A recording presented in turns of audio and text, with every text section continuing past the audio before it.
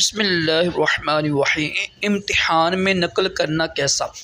سوال، کیا فرماتے ہیں علماء دین و مفتیان شرعیہ اس مسئلے کے بارے میں کہ امتحان میں نقل کرنے کا کیا حکم ہے؟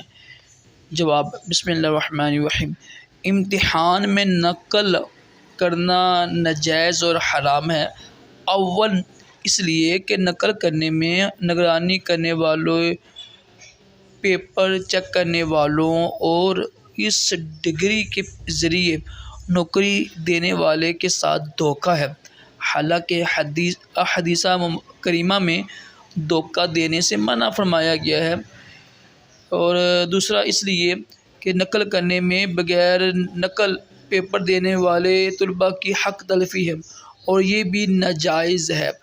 دھوکہ دینے کے متعلق نبی کریم صلی اللہ تعالی علیہ وآلہ وسلم نے ارشاد فرمایا، ترجمہ، جو ہمیں دھوکہ دے وہ ہم میں سے نہیں۔ بخاری شریف کی حدیث پاک ہے۔ ترجمہ، حضرت ابن عمر رضی اللہ تعالی عنہما سے مروی ہے کہ رسول اللہ صلی اللہ تعالی علیہ وآلہ وسلم نے ارشاد فرمایا، قیامت والے دن دھوکے باز کے لیے جھنڈا بلند کیا جائے گا اور کہا جائے گا کہ یہ فلاں بن فلاں کی دھوکے بازی ہے۔ توبہ استغفر اللہ۔